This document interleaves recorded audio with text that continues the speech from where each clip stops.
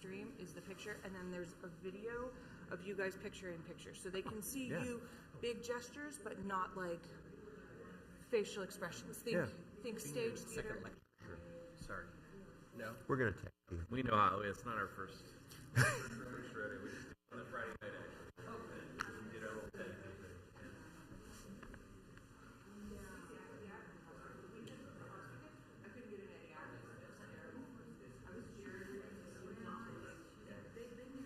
I say wait just a minute for folks to Get settled.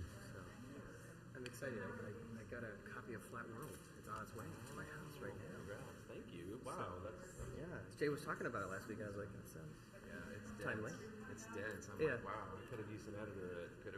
The editor didn't do much, so I needed an editor. I think honestly, I should go back and maybe I need to do a second edition. A revised tear edition. it down. I don't know.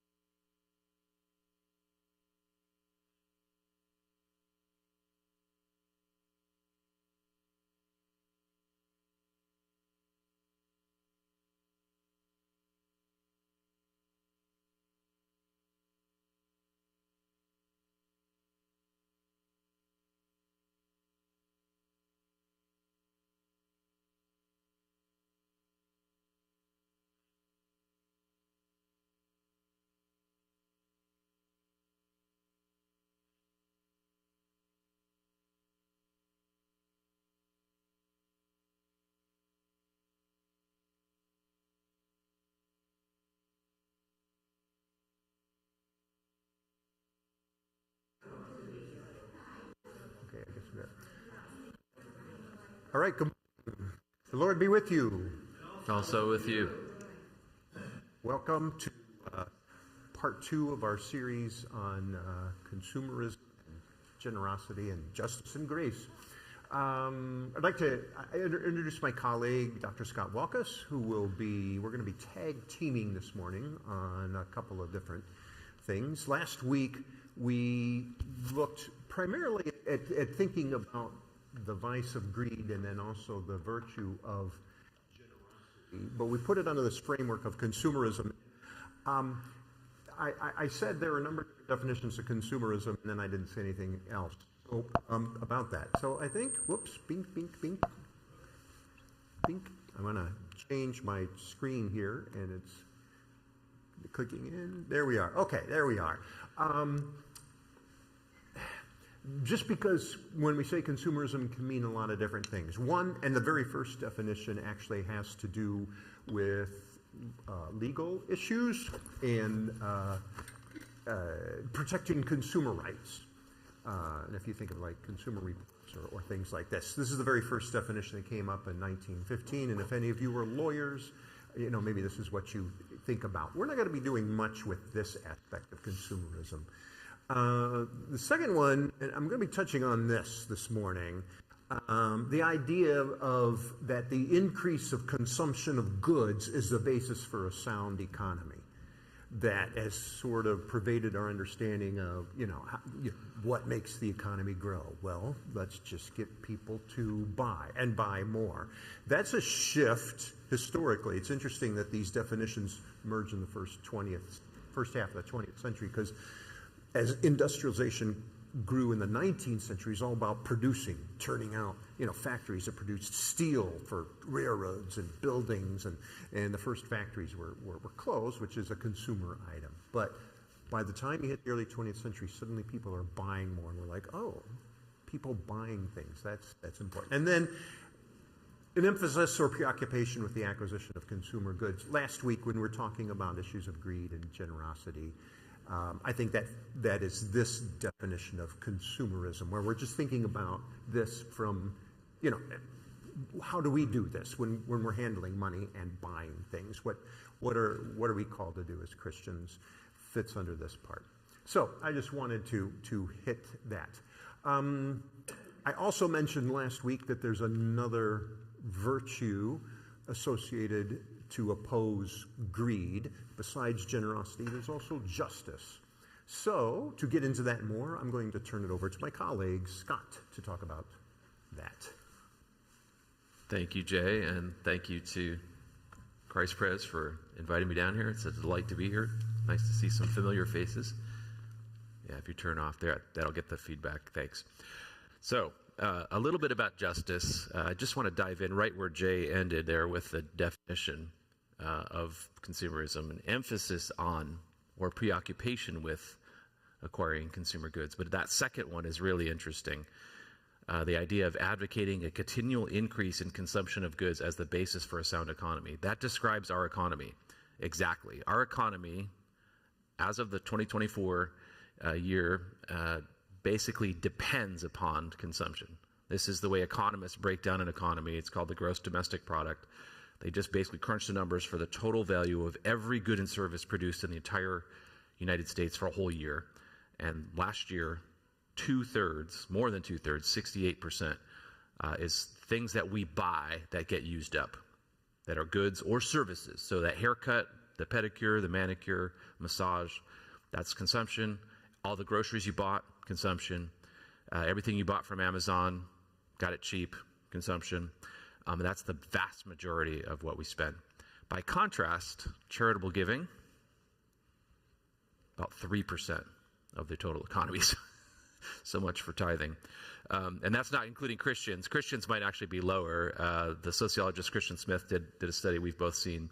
It had, I think, about 1 to 2% of Christians actually give, or the average level is 1 to 2% of income. I think it is actually. Yeah, Christians give an average of 1 to 2% of their income in churches. So that's one idea, thinking about justice and greed. But getting into the justice issues, I think, and the issues of the economy. Our economy is so dependent on consumption, and that was clear after 9/11. Some of you might remember this. President Bush gave a speech to the nation in front of Congress and said, one of the things, I ask for your continued participation and confidence in the American economy. Why did he say that? He got criticized for telling Americans to go shopping. Well, that's because our whole economy depends upon this. So much of what our economy generates every year is things that people buy and sell that get used up. He also said a few weeks later, or a week later, at O'Hare Airport, get down to Disney World in Florida, take your families and enjoy life the way we want it to be enjoyed. And they were trying to get the airline industry restarted, as you can see, with the backdrop of United Airlines and American Airlines at O'Hare, the anxiety about the air travel industry, which we saw, another version of this during the pandemic when the entire industry shut down for some months. So our economy depends on travel, leisure. That's also consumption.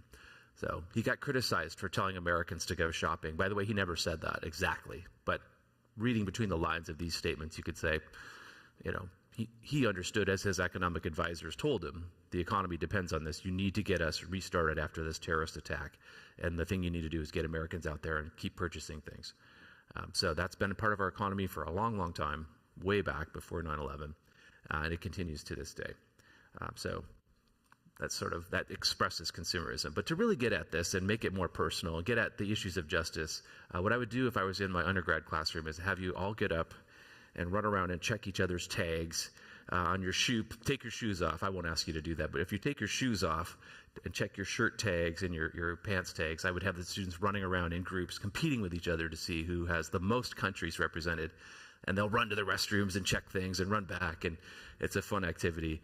At the end of it all, what we find over and over again, every semester, every class I do this with, and I think this morning, to check your tags, we would also find something similar. We'll probably have about, 15, 20 people here, probably at least 20 different countries represented, 25. Usually there are more countries represented than there are people in the room.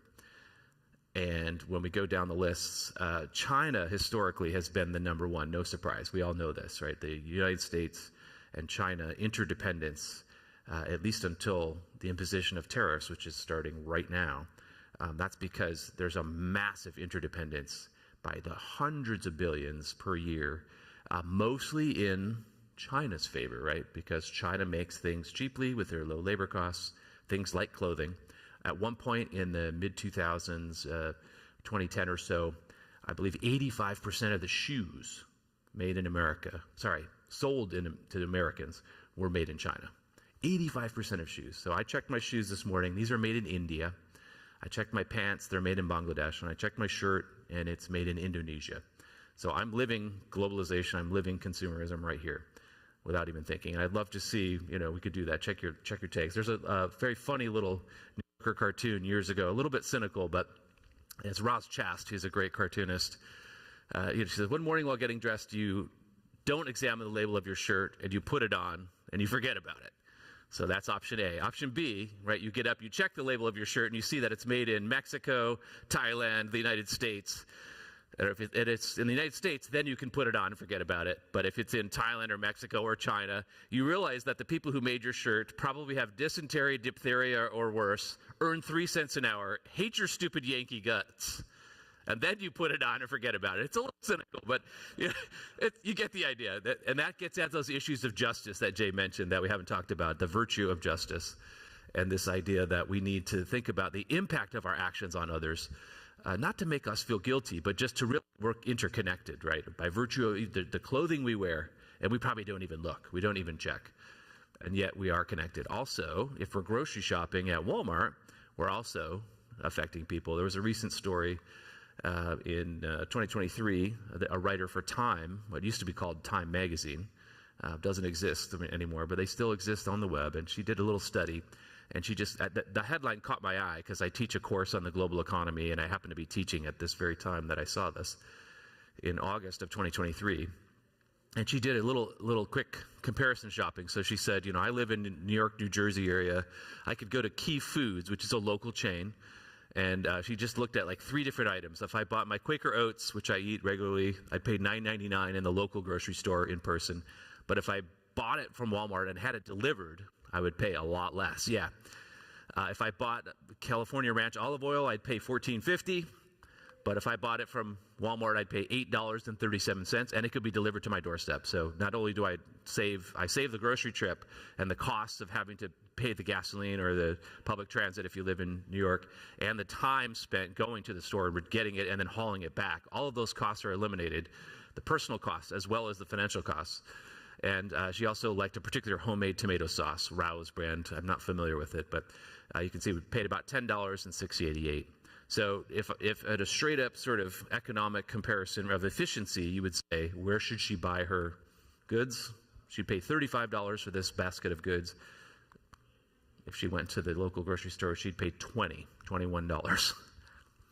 Which is the right economic choice? Option A, shop at Key Foods, or option B, shop at Walmart?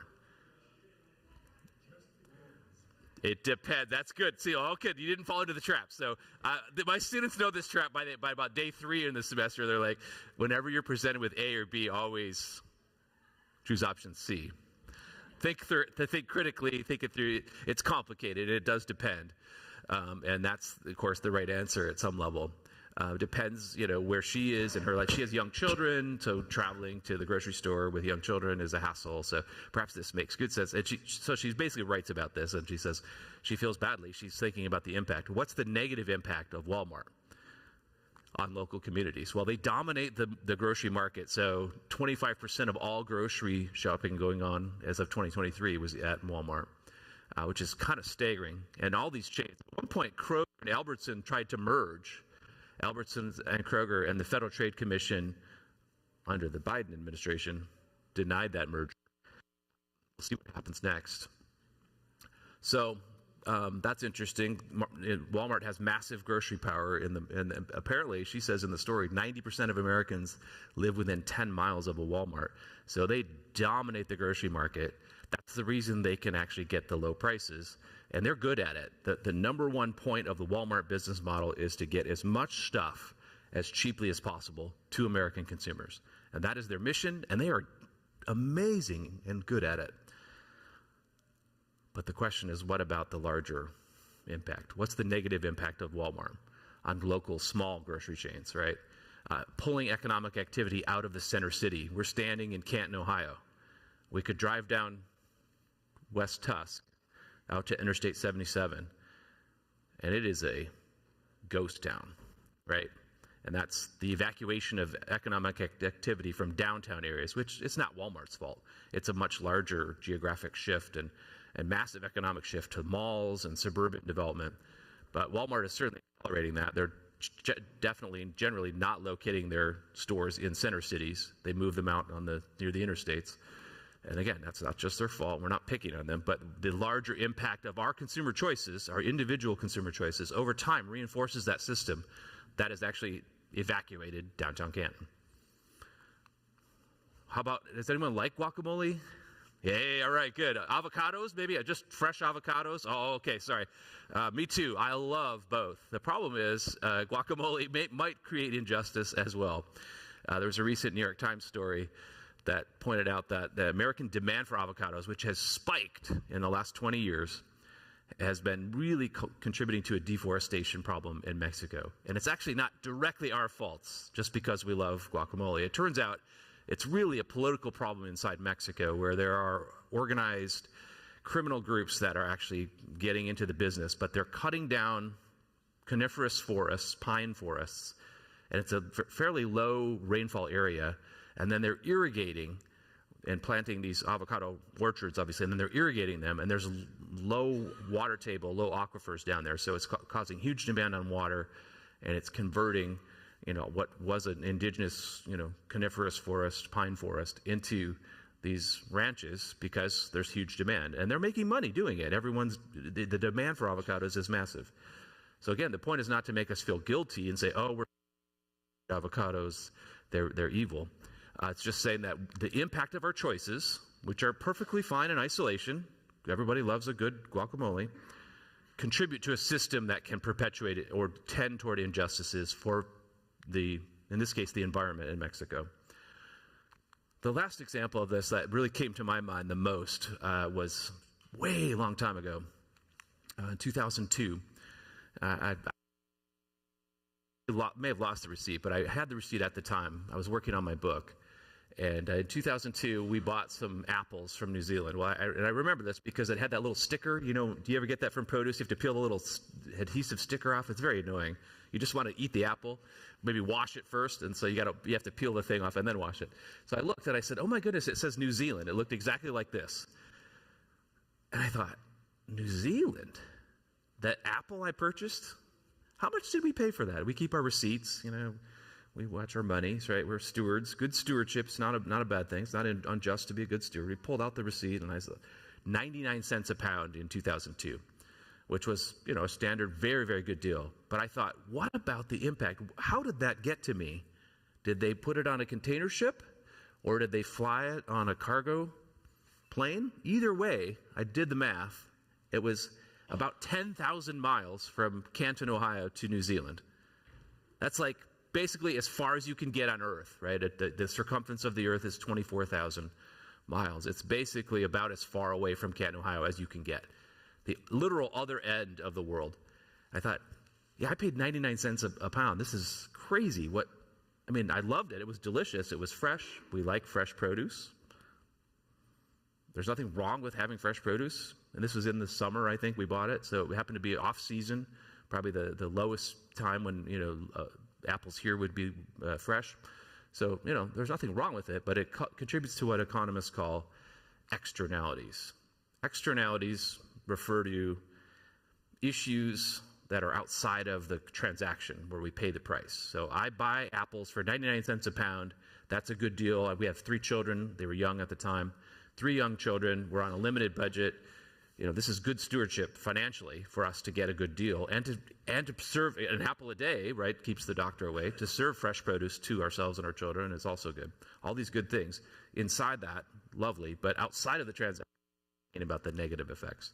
So there's a writer named G.K. Chesterton from England who made a joke about the kind of woman who likes to say, I like my milk out of a clean shop and not a dirty cow. And that kind of gets at the idea of externalities, right? I just don't want to think about where my milk comes from, right? Is basically the translation. I don't want to think about it. I just want my milk cheap, and I don't want to think about where it came from. And the same is true of our meat, right? And anything else we eat. We don't want to think about it. So that was Chesterton back in 1930s. He was thinking about this. So Consumerism is, according to Dr. Case's definition that he pulled this. I'll turn it over to him. But the problem I was raising is justice and the externalities, the effects of our choices on the larger world, on ourselves, on our neighbors, on our communities, on the environment. Not my definition. Oops. Gotta turn on my mic, sorry. Not my definition. I got this out of the Oxford English Dictionary. Very good source. But I want to think about this in light of externalities. And I mean, this definition points to kind of just underlying assumptions or ways that Americans think about the economy. And I want to notice that in this part of the phrase, there's really nothing that is explicitly spiritual or theological or religious built in there. I mean, there's a sense that it's good. A sound economy is good. That's kind of that assumption. That's about as close as you get. And here's another reality about the world that we live in, and that is that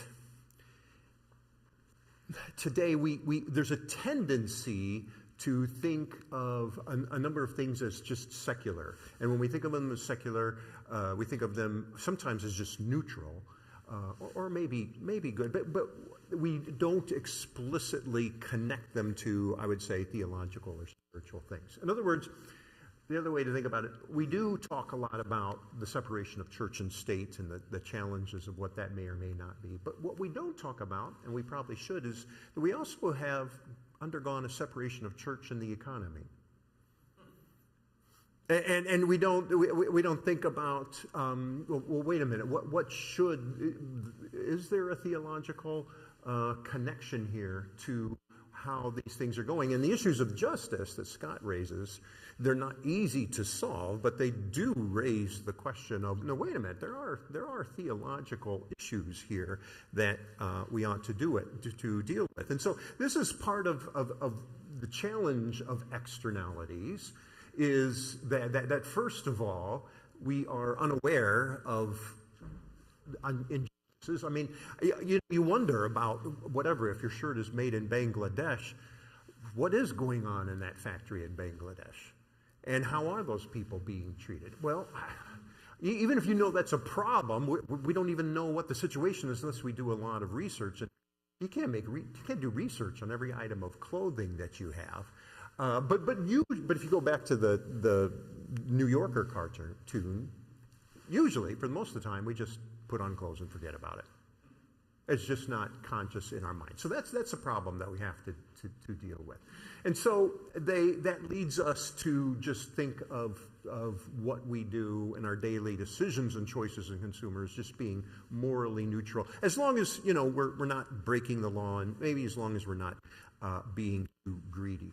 But what we'd like to suggest is that actually there are, on a fundamental level, deep spiritual, theological dynamics that go on when we make choices, consumer choices, and in the economy.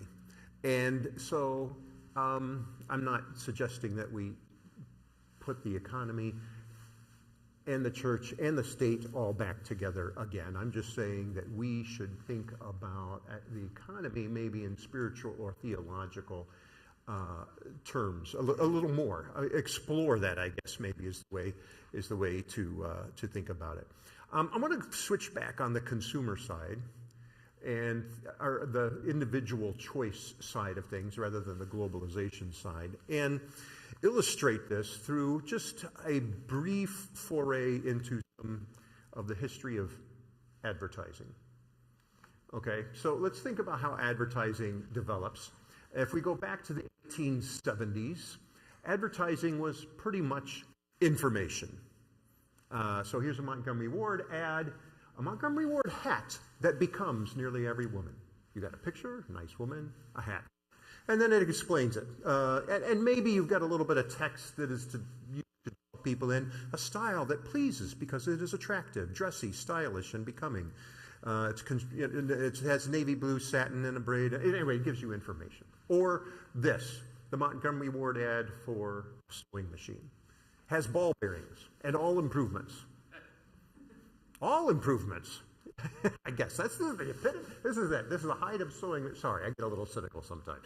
Okay, but nevertheless, here's a sewing machine. It's mostly information. But this is the 1870s, especially as we transfer into the 1900s, the 20th century, and businesses get more and more geared into selling consumer items to individuals, and we see the economy is based on that.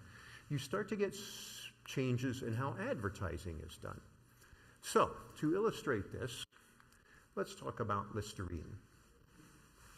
And a famous Listerine ad campaign in the 1920s. Now, Listerine was developed as a medical product, a general antiseptic in the 1880s, and it was used for anything that, just generally cleaning up wounds or things like that, cuts and bruises, or anything that had to do with sort of a medical issue. And it sold fairly well, but it particularly sold well during World War I because, people get hurt in war. And so sales went up during World War I, and then World War I ended, and sales dropped off. And the executives at Listerine were figuring out, now, how can we get sales back up again? Okay, that try to get continual consumer growth. How can we get sales back up for Listerine? And so they called in, they had meetings with their chemical engineers, and they said, tell us the different kinds of things that Listerine does. And the chemical engineer was going through the list and, different cuts and I don't know, et cetera, et cetera, et cetera. And then finally the chemical engineer said, well, it's good for halitosis. What is halitosis? Unpleasant breath. They said, maybe that's the peg we can hang our hat on. Now realize, there is no such thing as a mouthwash at this point in history. It just doesn't exist. Nobody has thought of it. Nobody has said, gosh, I really wish there was a mouthwash for my unpleasant breath. But the people at Listerine say, oh, maybe we can make this work. Okay, how do we make this work? We have to convince people that this is something they want. We have to convince them that bad breath is a problem and that what they really want is a mouthwash. So they started an ad campaign to sell Listerine not as a general anesthetic, but as but as a mouthwash. So here's an advertisement in Ladies' Home Journal in 1924. Often a bridesmaid, but never a bride. Okay, you can see where this is going. But it had a text. Back then, people read advertisements. We read a lot more back in those days. So they had a little story under the title, Often a Bridesmaid, and it was about Edna. And it went like this. Edna's case was really a pathetic one. Like every woman, her primary ambition was to marry. It's 1924. Most of the girls of her set were married or about to be, yet not one possessed more grace or charm or loveliness than she. And as her birthdays crept gradually toward that tragic 30 mark, marriage seemed farther from her life than ever. She was often a bridesmaid, but never a bride. That's the insidious thing about halitosis. Bad breath. You yourself rarely know when you have it, and even your closest friends won't tell you. So I give this in class. I asked students, so do you think this worked? Yes, it does. But the question is, why? Why does it work? Does it work? Let's go to the empirical evidence here. Yes, Listerine sales in 1921 are 100,000. Look at this. 6 years later, they're 4 million. Wow. This is actually a very famous ad campaign in the history of advertising. Yeah, this worked very, very well. But our question is, why does that work? Because I don't think anybody thought, oh, I'll use Listerine and a husband will magically appear on my doorstep. It's not so much because I don't think people were that foolish, and we're not that foolish today, but advertising still works. Advertising still works, but why or how does it work? And the answer is it doesn't go to our logical, rational selves. It goes to our heart. It goes to our desires and what we want. And what you have here is, and now thinking in theological terms, for Edna, is a real, a valid, and a good desire. She has a longing for a relationship. Marriage is a good and wonderful thing. Not everybody gets married, and not everybody should get married, but of course marriage is a good and wonderful thing. But for everybody, some sort of deep, committed relationship, an intimate relationship, is actually really very, very important. This is who we're made as people. This is part of God's creation. It is not good for humans to be alone.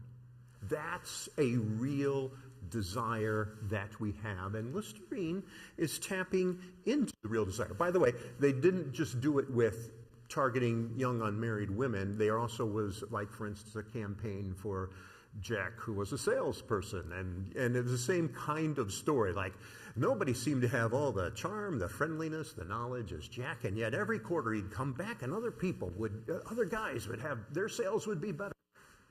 That's the insidious thing about halitosis. And again, good work is part of who we are also, doing productive things for the world.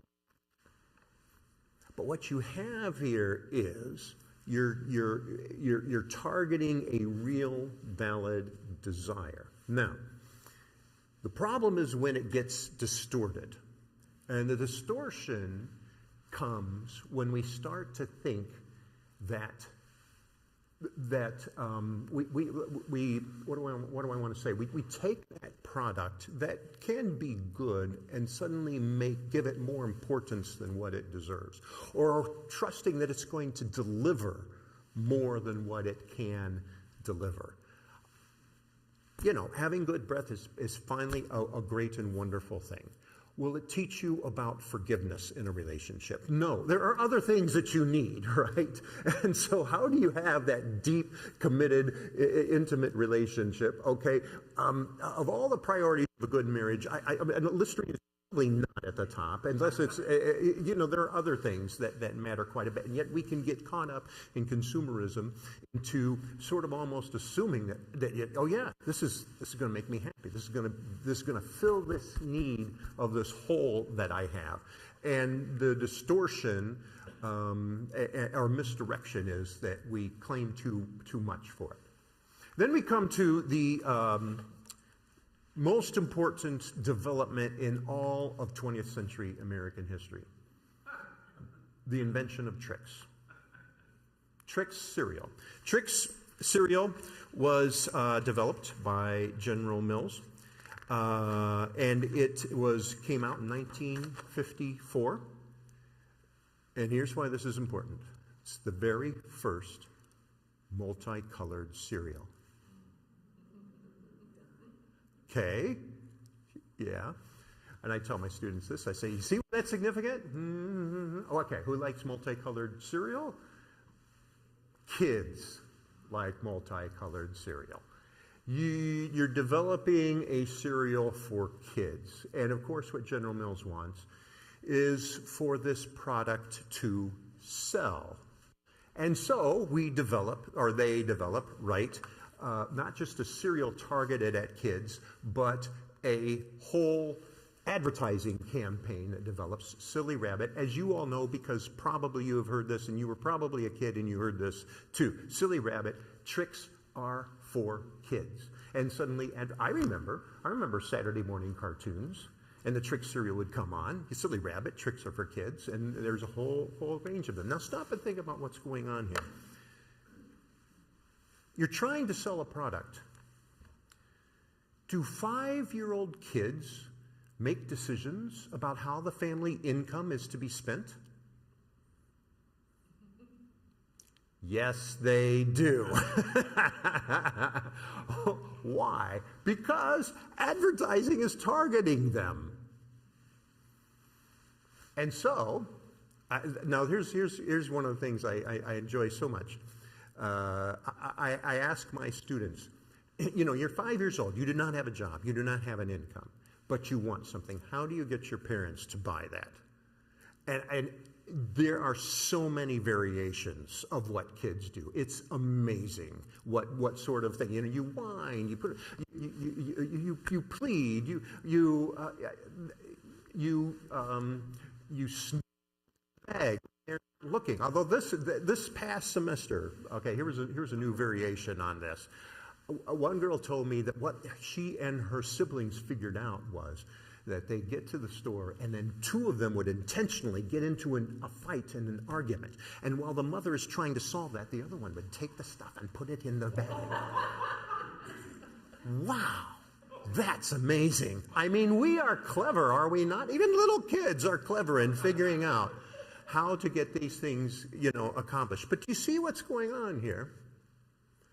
We are, in our later stages of consumerism, creating a system where kids are helping to decide how the family income should be used. And we're doing that by making them consumers. We are targeting, we are basically shaping them with this message. Here is something you should want, you should buy it. And we're doing it at a really young age. And all of us, that has happened to. I mean, there were some advertisements before Trix that were aimed at children, but it really kicks in the 1950s with Trix and a number of other things. So advertising is shaping and forming us, and it's getting at our desires. What do we love? And a lot of times they are legitimate desires, good food. But what advertisers have figured out, all you have to do is take a product and associate it with something you like or you love, and you will feel better about that product. So, Doritos, you just make a joke about Doritos. And if you like humor, you now feel better about Doritos. And you tend to buy it more.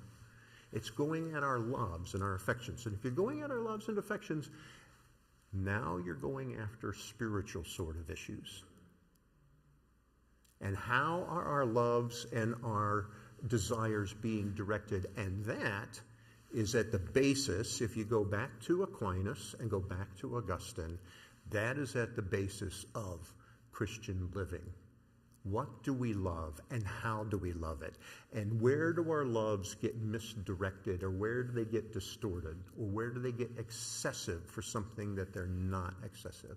And so my point is that the economy and consumerism is a deeply spiritual and theological project. So we ought to think about that a little more. So, Scott, what are we going to do about this? Give us a solution. Great, yeah. Solve it right now. Thanks, Jay. Thanks. In 4 minutes. Yes. Because we do want to save some time for Q&A. Would love to hear from you and have some dialogue. So this is pretty short. But one thing we cannot do is, what can we do? One thing we cannot do is this.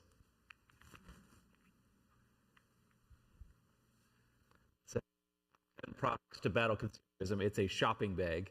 We can't buy 10 things. I can't give you a quick solution because it's a spiritual problem, as Jay has so eloquently already shown us, at the level of our heart, right? Our heart tapping our desires is the problem of consumerism, is a spiritual problem. So there's no quick and easy fix. Unless anyone here has found a quick and easy fix to spiritual issues. I mean, of course, at one level, the grace of Christ is the solution, but living that out in a broken and fallen world when we ourselves are fallen. So the term that I used, I found, and another theologian, was this idea of misdirected sacramentality. It's a big handful of a word, but the root of the problem is that we have misdirected loves and desires. That's clear from Jay's talk. But sacramentality is kind of a big fancy word. Basically means that tangible things should be valued because they are, and in the Catholic view, vehicles for God's grace. So God speaks through the material world. So marriage is actually a sacrament in the Catholic view, because that's a place where God's grace is manifested through. In addition to the two in the Reformed tradition, which Presbyterians would be, which are baptism and the Lord's Supper. You have 7 in the Catholic view, including marriage. But the idea is that the tangible relationship, in this case, between a man and a woman and a lifelong commitment is a vehicle for God's grace. Also tangible things, bread, wine, water, are sacraments where God's grace becomes manifest. The big problem is this. This is a Catholic theologian, Father Kavanaugh, who says that the problem is that friendship, intimacy, love, pride, happiness, and joy those are actually the objects that we buy and consume, right? That's what we're seeking. Listerine, that's about relationship and love.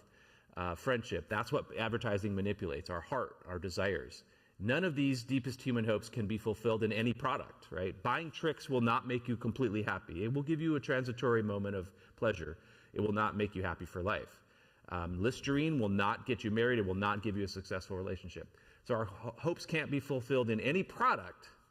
So the mere consumption of them is never enough. More or a new and improved is the only thing that the market offers. But of course, what the problem is our heart desires something much deeper.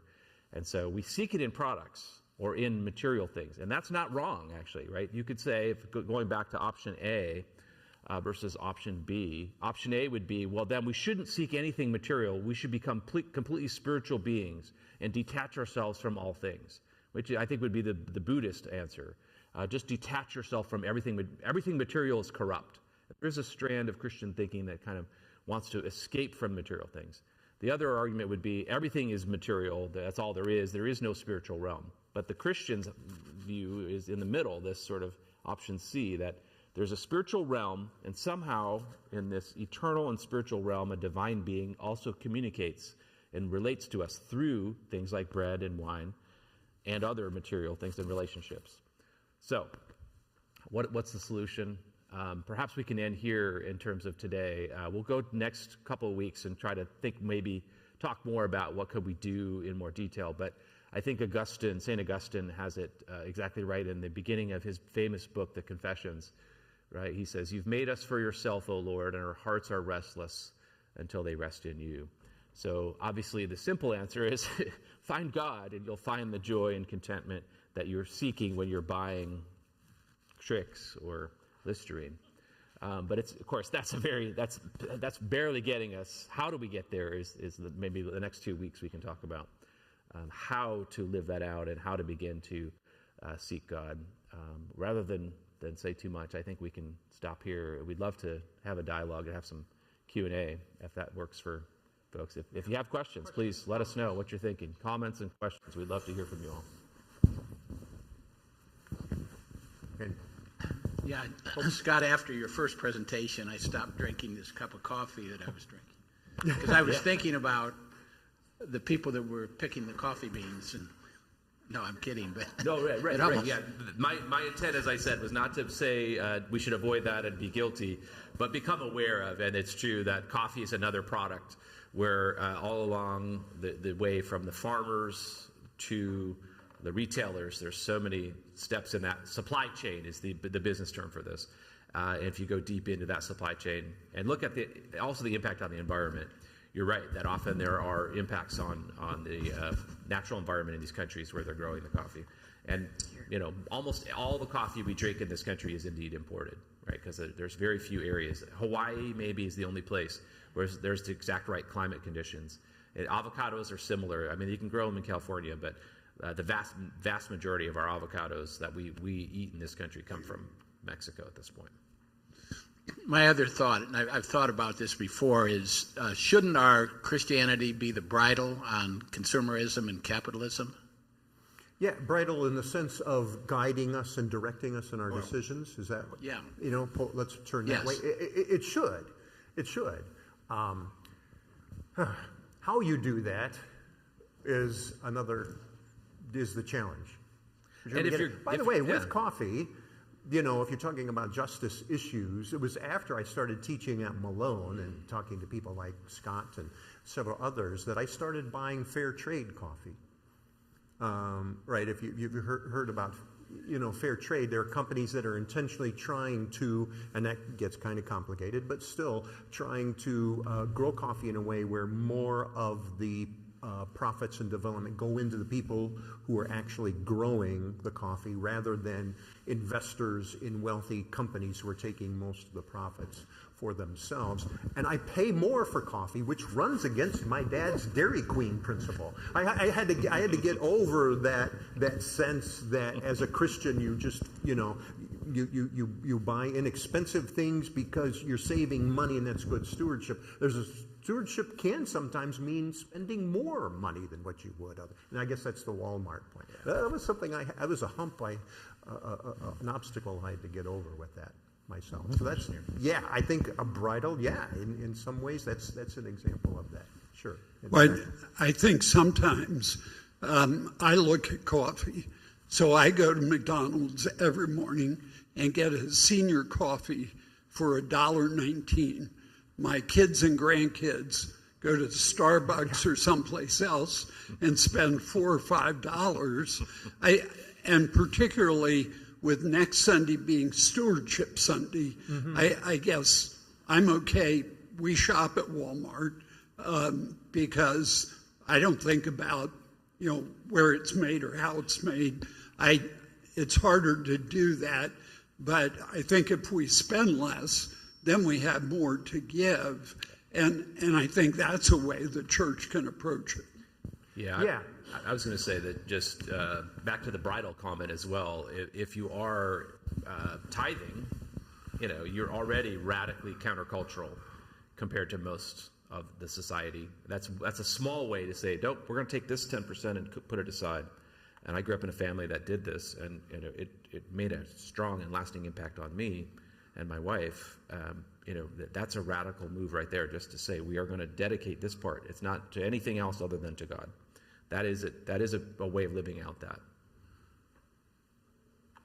Jay? Yeah. Do you know if the word halitosis came out of the advertising, or did it exist before? Because this actually language is created, which we assume is objective reality when it's not. That's a very good point. I do not know. I could go. Now I'm going to go look at the Oxford English Dictionary. Yeah. That will tell me. I do know that consumerism did not exist until the 20th century as a word. Halitosis, I'm guessing, is a little bit older, but I don't know how. But you're right. Our words, our language comes out. That's exactly right. Are produced by the situation we're in. Yeah. Yeah, right here. An example I think of are pressure cookers. You know, I remember my mom used a pressure cooker. Now they call it an Instant Pot, and it's a new product all over again. And that's true of a lot of products. You know, the salesman right now is smarter than the consumer. Oh, yeah. And that's a battle always going on. Right. And, and there's a sense that, well, we need to keep doing that for a sound economy. I do remember once I was a group of Mennonite theologians who emphasized living simply were meeting with economists, and they just suddenly got to a point where, like, well, wait a minute, you're going to destroy the economy. The economy is just not going to grow if we follow the Mennonite way. And the Mennonites, well, yeah, but if we follow you, there's a fundamental tension of how to balance those things out. I have two things. First, with the Listerine ad especially, I saw that it was speaking to people's insecurities, yes, the negative effects of things. And then the second thing is, what are your thoughts on like thrifting and that sort of thing versus buying new products? Yeah. I'll take the second one first, maybe. Yeah, think about the insecurities, since you're more insecure. In terms of thrifting, I think it's a wonderful example of an intentional way of kind of not participating in that same system and making great use of things, and particularly clothing. Actually, we go through clothing so quickly now. There's the fast fashion industry. It's an entire whole industry There's companies, Shein and others and H&M. They do really cheap materials really fast, and styles change, and it's fun to change styles, and so that's perpetuating and exaggerating the system. I have a whole book that I could show you about the travels of a T-shirt and what happens to used T-shirts and used clothing when we donate them to Goodwill. But the short version is there are billions with a B of pounds of used clothing that get exported every year to other countries through thrifting that are used and donated. Most of what shows up in the thrift store is only the very best of what is donated, and most of it gets exported in huge bales to places in Africa where people buy it there as well. So there's an entire global industry of secondhand clothing because we go through so much clothing. Not to single out any one gender, but there are more women's garments than men's garments that go through that process. Just saying. So anyway, thrifting is a great way to kind of subvert that system a little bit and not always have something new. And you can still get really creative, cool fashion. And actually, it's fun to see the folks in Africa do really cool, creative things as well. So we have students that do this, and they're very fun. They get into vintage and really fun, cool items. And so thrifting is a great way to kind of slow down that whole system. Insecurities. Yes, and Kate, that is just an excellent point and one we're thinking about also, right? Because we all have these worries or anxieties. There was a Christian psychologist I read once, Paul Tournier, that said, all people are afraid. He says, all people are afraid because all people want something that they don't have. And if you want something you don't have, there's always that chance you're not going to get it. And there's where a lot of fear comes in. You might want security, you might want a husband, you might want safety, all kinds of things. And so the other thing, right, is, and that is, okay, we're back to a theological problem. Where do we get our security? And actually, back to the Sermon on the Mount. Why do you worry about clothing? Why do you worry about what you shall eat or what you should drink or what you shall wear, about your body, what you should put on? And why do you worry about clothing? Look at the lilies of the field. Jesus is going right at the insecurities that our advertisements sometimes are going on too. And not to... but seek first the kingdom of God. But seek first the kingdom of God. And all those things will be added to you. And you will have. You'll have it. All these things, which I think Jesus is saying, you will actually have what you need, right? And so it is a spiritual sort of issue, and this security is an excellent sort of way of thinking about it as well. This isn't really a spiritual question, but I'm interested in your saying that consumerism started in the 20th century, and I'm wondering why at that period of time. I remember back when produce really was seasonal. You couldn't go to the store and buy strawberries in January or all kinds of other things. So what were the factors that made for that at that particular time? That's a great question. And it's not that it started exactly then, but our conception, because people have always been buying and selling things. But I guess maybe the way to think about it is we are going from down through history, economies of scarcity to economies of surplus. You're starting to develop in the 19th century a surplus of goods, and now a lot of ordinary people have extra discretionary income that used to be only just the elites that had that. And so that was, you can see signs of that in the 19th century in a number of different ways, but in the 20th century, is the time when I think on a large way, in the early 20th century, really now in places like the United States, affects common, ordinary people. So now, a vacuum cleaner is, in the 1920s, a middle-class person can buy a vacuum cleaner. A middle-class person can buy a radio. A middle-class person can buy a car. Henry Ford even built cars with the idea that we're going to have a price and we're going to pay my workers enough that they can buy our own cars as a way of producing this. And so there's a shift in how we organize and focus the economy and how we think about what a sound economy is that really kicks in. We would call it industrialism, actually the Industrial Revolution. Yeah. The ability to create mass quantities of goods. The Listerine example is exactly perfect. They had massive ability to crank the stuff out during World War I, and when the war ended, they still had that productive capacity to crank out the Listerine. And they're like, we want to keep doing this. We don't want to stop. We want to grow. So we have to figure out how to sell it. And that happened across industries, and then so there's that idea of abundance, just cranking out the goods. Maybe back there. So many. I think we're talking, as I'm hearing you speak, I'm thinking about the generational aspects of some of these issues. And on beyond clothing or personal care items, I'm thinking back to 30 or 40 years ago. I'm a nurse. I was working in hospitals. A lot of the young nurses were talking about their families. They were building homes at the time. We were young. We had young families, young children. And it got to the point where some of them were saying, oh, we're not even going to furnish rooms until we get enough money to do the dining room or to do the living room. They were saving up to do wallpaper and buy beautiful furnishings and things on beyond what they could currently afford. But yet now in our children's generation, my husband and I have 3 children. They're all married and they have children. They're in their 30s and 40s. Now I find that things are reversing. They've all bought older homes.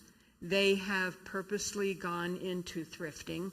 They are very big into minimalism, and like every summer they go through and they get rid of lots of material things and donate, and they give away. In fact, they even, in some parts on the East Coast, they leave things on the curb, and they have township share things where they go online, and my kid would like a little wagon that we see there someone is giving away, and so you put in a bid or like you say, I would like that, and the owner will choose you perhaps, and you go pick it up. There's no exchange of money. They just do this as an effort to downsize and keep things very minimal. It's very different than the situation when our children were small. Yeah, and I would interpret that as there is, we're starting to sense, wait a minute, this super overabundance isn't delivering. Life should be lived a different way. I mean, I think that's a way of how do we, a reaction to the problem, I think. On the other end of that, I've just gone through the experience of cleaning out my mother's home after the death of my father and a brother who lived with him.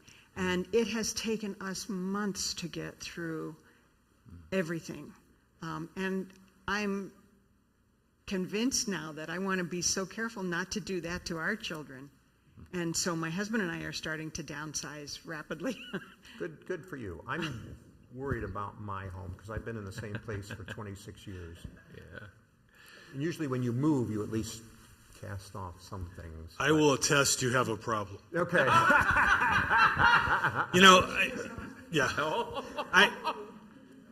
This is just going through my mind, and you've already answered my thought by the comment, seek ye first the kingdom of God. But what about the industry of self-improvement? We materialize for self-improvement, and big industry, we're doing the right thing, we're making ourselves better, we're making ourselves healthier. And then I think of religion, and I say, how many people take religion in the realm of self-improvement and miss your point of the kingdom of God first, and the self-improvement comes second. And on a larger scale, and I don't know if we'll touch on this, and maybe you feel them off base, have we done ourselves a favor by separating church and state? It's just a perpetual question. Or we could say separating ourselves from religion and economy. I see that question as maybe part of this discussion at some point, and I know it's too big to get into now. But I go back to our. I go back to the original, documents, separation of church and state, good or bad. I mean, that's the question. That's a good question. I don't know. We probably need to end, but I can see we're ending at a good point with a lot of it. Leave them wanting more. I don't know. So we. Okay. One more, Emily. Well, this is really a question for next time because it was tying into what you talked about in the first session, and that is the disconnect between all Americans being wealthy according to the numbers and poverty that we can see around us in our community, around this church. So I think this is another huge question. Yeah. It's a great question. We're going to save questions till next week because I'm getting the wrap it up thing here. All right. So come back.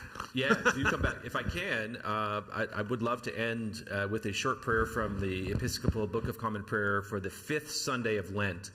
And it comes from, it's the 5th Sunday of Lent. I quote it in my book, and in the book I argue that the practice of the season of Lent is one way to begin to respond to this consumeristic society, to fast from the society, fast from consumerism.